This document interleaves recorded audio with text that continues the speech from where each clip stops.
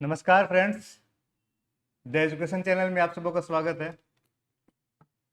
Weekly current affairs का class तो हमारा चल ही रहा है। लास्ट वीक का छूट गया तो वो हम लोग कंटिन्यू करेंगे, लेकिन साथ साथ डेली करंट अफेयर्स का भी क्लास था। तो डेली करंट अफेयर्स के क्लास में बेसिकली जो फैक्चुअल क्वेश्चन होते हैं ऑब्जेक्टिव, वो तो यदि हम नहीं भी ले तो वीकेंड में हो ही जाता है। ठीक है, संडे में उस क्वेश्चन को तो हम ले ही लेते हैं, क्वेश्चन छूटता नहीं है कोई भी।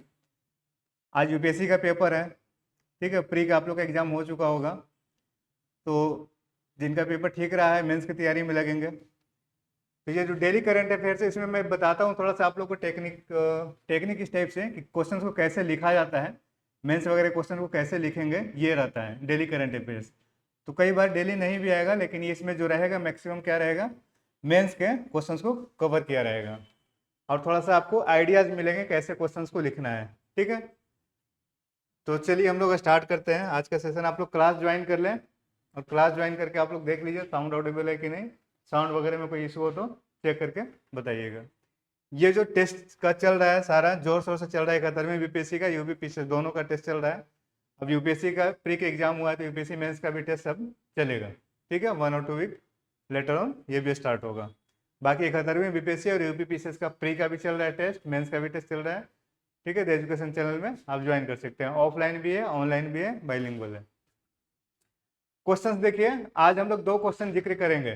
ठीक है, 2 क्वेश्चन पे डिस्कस करेंगे। कौन से 2 क्वेश्चन रहेंगे? ऑपरेशन सिंदूर से। इससे पहले वाला जो लेक्चर था डेली करंट अफेयर्स में, उसमें भी हमने 2 क्वेश्चन का जिक्र किया था, और हमने आपको एक तरीके से होमवर्क दिया था, टास्क दिया था कि और बाकी जो क्वेश्चन है उसको कैसे आप लिखेंगे। ठीक है, इंडिया पाकिस्तान का युद्ध हुआ, ऑपरेशन सिंदूर के तहत जो भारत ने जो पाकिस्तान पर अटैक किया, तो उससे बहुत सारे क्वेश्चंस बनते हैं। करीब करीब 10 क्वेश्चन का मैंने उस दिन आपको थोड़ा सा ब्रीफिंग भी किया था कि क्वेश्चन किस टाइप से बनते हैं। आप लोग भी कुछ क्वेश्चन बनाने की कोशिश कीजिए और उसका आंसर भी बनाने की कोशिश कीजिए। एक क्वेश्चन को आज हम लोग 2 क्वेश्चन को आज हम लोग डील करते हैं, क्योंकि अगर ज़्यादा क्वेश्चन लेंगे तो फिर दिमाग से बाउंस भी करेगा, तो बाउंस नहीं करने देना है।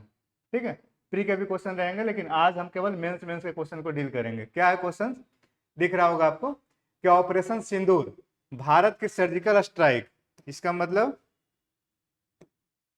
कि ऑपरेशन सिंदूर भारत की सर्जिकल स्ट्राइक और बालाकोट एयर स्ट्राइक नीति की निरंतरता है, तुलना करें।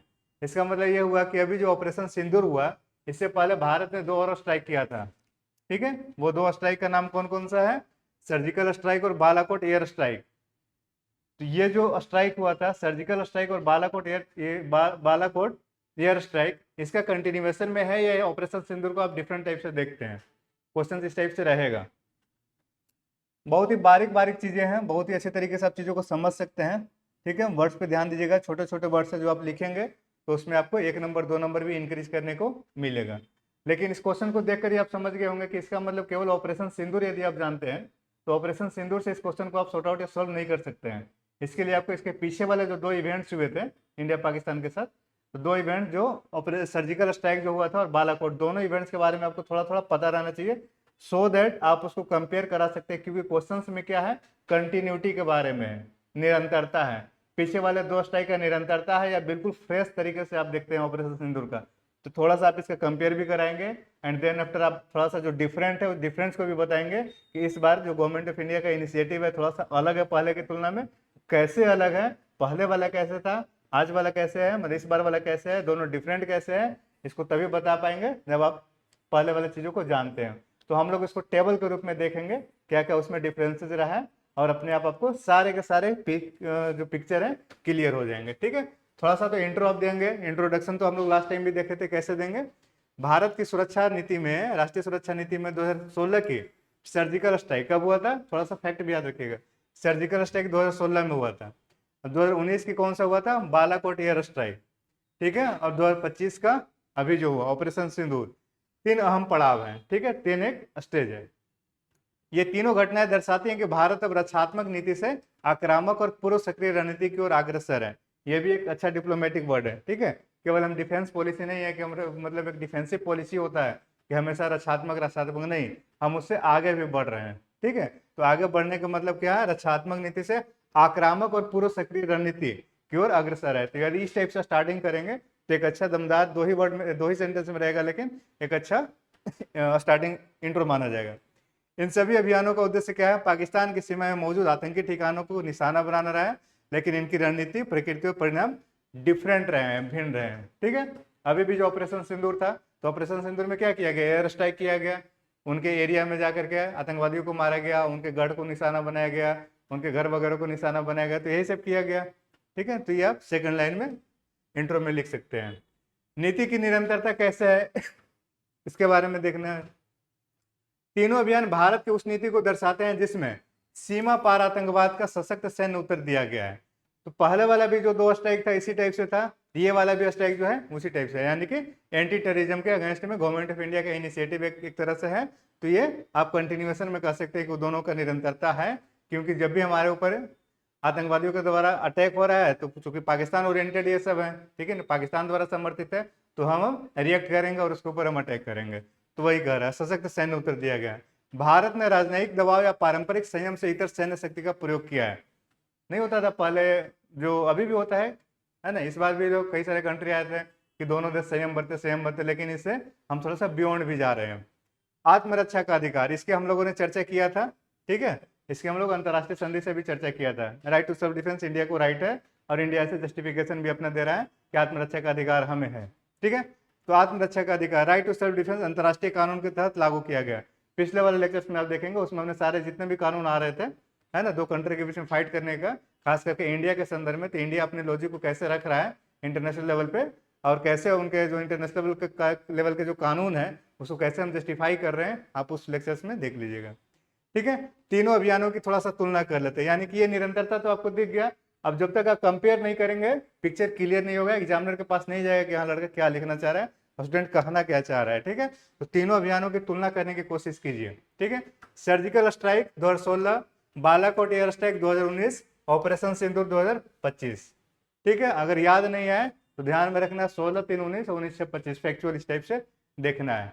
तो सबसे पहले कुछ कुछ पॉइंट्स आप रखेंगे। तुलना किसी चीज को कैसे करेंगे, ठीक है, यदि दो व्यक्ति के बीच में तुलना करना हो तो क्या करेंगे, उसका कलर कैसा है, इंटेलिजेंसी क्या है, उसका एकेडमिक क्या रहा है, ठीक है, ऐसे ही करेंगे। उसका क्वालिफिकेशन लेवल क्या है, हाइट कितनी है, वेट कितने, ऐसे ही तो तुलना करते हैं ना। तो वही यहाँ पे तुलना आप कैसे करेंगे, किस किस टाइप से तुलना करेंगे। तो 3 आप स्ट्राइक लिया, सर्जिकल स्ट्राइक, बालाकोट एयर और ऑपरेशन सिंदूर। तो पहले आप देखेंगे कि क्या रीजन रहा था इन तीनों का, घटना का कारण क्या रहा था। तो सर्जिकल स्ट्राइक के घटने का कारण क्या रहा था, उरी में जो आतंकी हमला हुआ था, उरी आतंकी हमला। ठीक है, बालाकोट एयर स्ट्राइक में क्या था, पुलवामा जो हमला हुआ था, पुलवामा हमला। और ऑपरेशन सिंदूर का जो कारण रहा है, क्या रहा था, जम्मू कठुआ सीमा पर आतंकी हमला। ठीक है, जहाँ पे टेररिस्ट लोग कुछ सिविलियन को मारते हैं, जो टूरिज्म में जो जाते हैं, टूरिस्ट लोग थे उनको मारते हैं, जिसमें करीब 26 लोगों को मार दिया जाता है। रिलीजन पूछकर, धर्म पूछकर कि किस धर्म को हो, है ना, ये सब बैकग्राउंड में आपको सारी चीजें कम से कम पता रहना चाहिए, क्योंकि ये सब इंटरव्यू में भी क्वेश्चन आएंगे। ये ध्यान में नहीं रखना है कि 6 महीने का पहले का करंट है तो नहीं पूछेगा, हमेशा पूछेगा।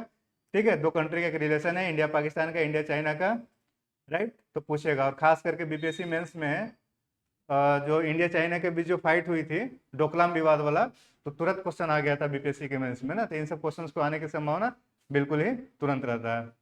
तो मेंस में भी आ सकता है, इंटरव्यू में भी आ सकता है, राइट। तो पहला आप देख लीजिए, घटना के कारण, उरी आतंकी हमला, पुलवामा हमला और जम्मू कश्मीर सीमा पर आतंकी हमला। इसको तो आप लोग अपने वर्ड में लिख सकते हैं।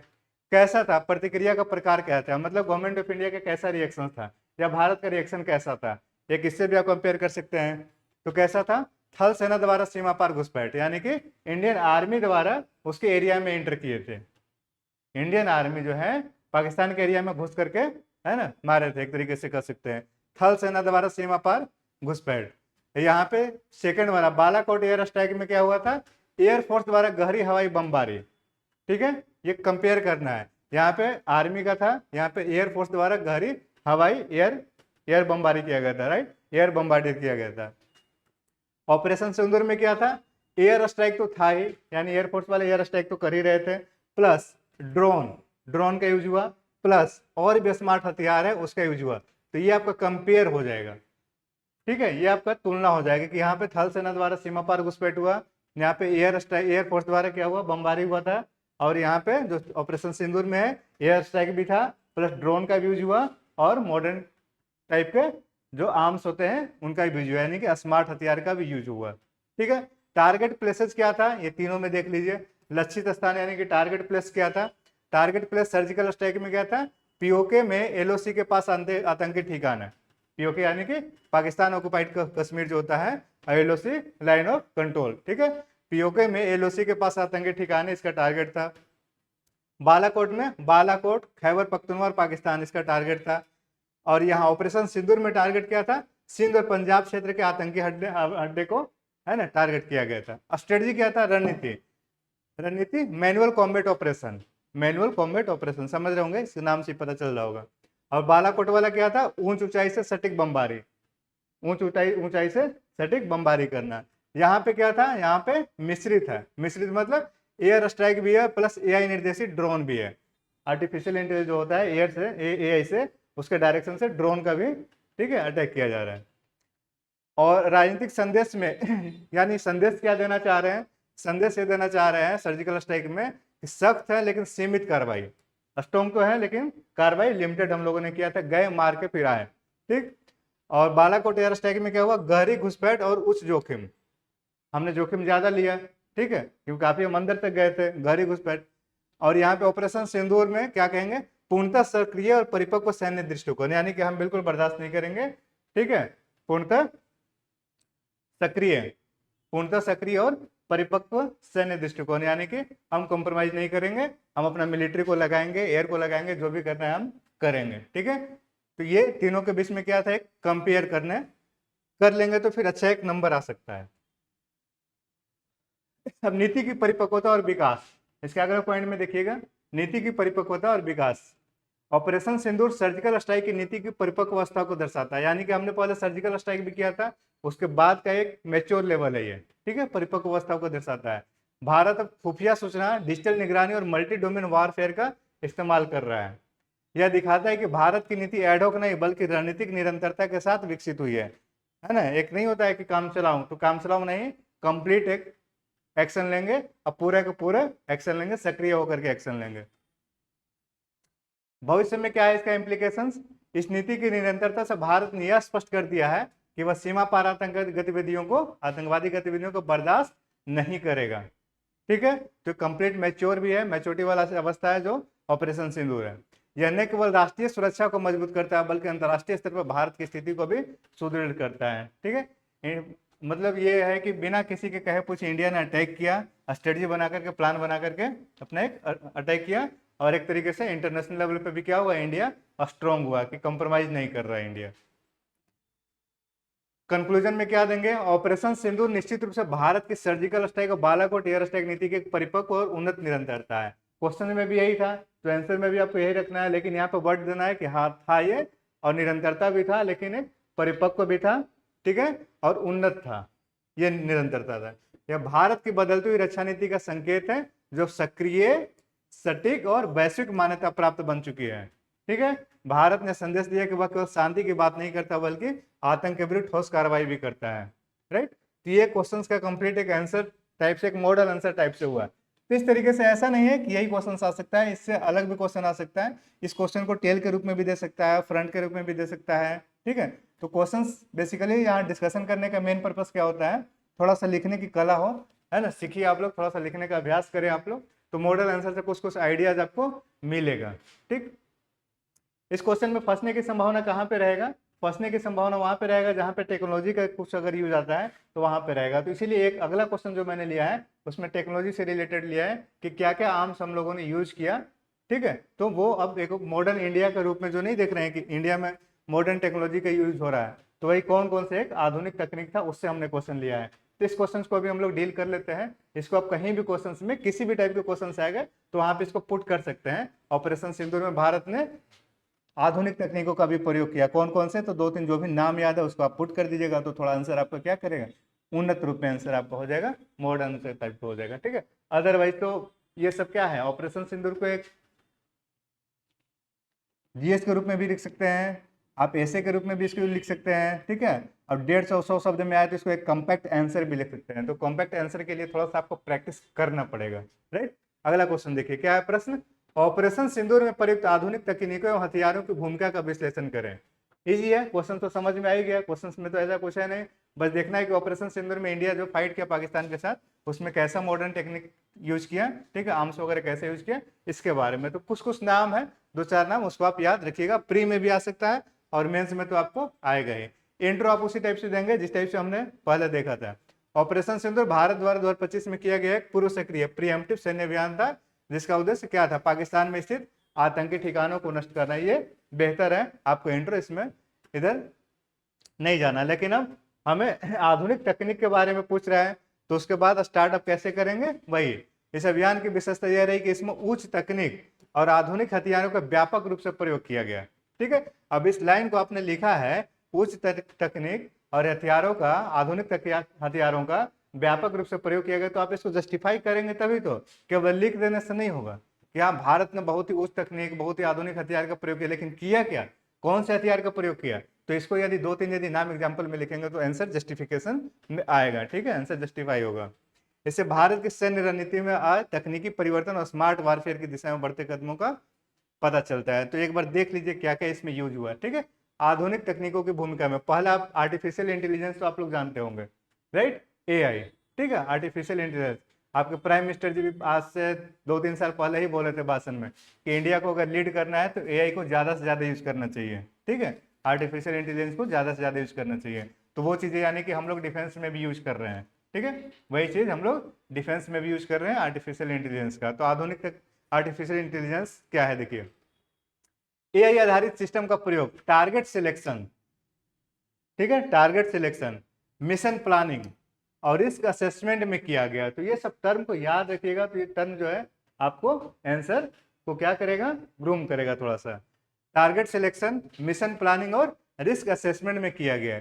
एआई ने रियल टाइम डेटा एनालिसिस के माध्यम से यह सुनिश्चित किया कि केवल आतंकी ठिकाने ही निशाना बनाए, ये नहीं कि अंधाधुंध बस छोड़े जाना है, छोड़े जाना है, छोड़े जाना है। ठीक है, तो रियल टाइम डाटा एनालिसिस जरूरी है अगर हम वार करते हैं किसी कंट्री के साथ, फाइट करते हैं किसी के साथ। तो एआई का बेहतर यहाँ पे यूज किया गया। तो पहली बात तो आपको एक ये याद रखना है। दूसरा, ड्रोन और यूएवी टेक्नोलॉजी। ठीक है, हिरोन टीपी, ठीक है, क्या नाम है? हिरोन टीपी जैसे लॉन्ग रेंज ड्रोन का प्रयोग गहराई तक निगरानी और हमला करने में हुआ। तो ये याद रखिएगा टेक्निक। ड्रोन और यूएवी टेक्नोलॉजी में अगर नाम याद रखना है तो नाम भी याद रखिएगा, हिरोन टीपी। ठीक है, क्या कर रहा है? लॉन्ग रेंज ड्रोन का प्रयोग गहराई तक निगरानी और हमला करने में हुआ। ठीक, लॉइटरिंग म्यूनिशंस, घूमते हुए विस्फोटक ड्रोन, घूमते हुए विस्फोटक ड्रोन, हिंदी में मैंने इसे लिख दिया, घूमते हुए विस्फोटक ड्रोन ने सटीकता के साथ हमले किए। ठीक है, तो ये आपका टेक्नोलॉजी यूज हुआ ऑपरेशन सिंदूर में। तो यदि इन सब टेक्नोलॉजी को आप एग्जाम में डालेंगे तो बेटर रहेगा, अच्छा रहेगा, थोड़ा सा एक अच्छा आंसर बनेगा।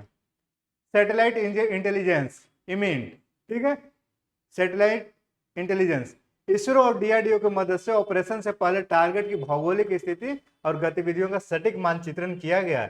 यानी कि रोल इसमें इसरो का भी है और डीआरडीओ का भी है।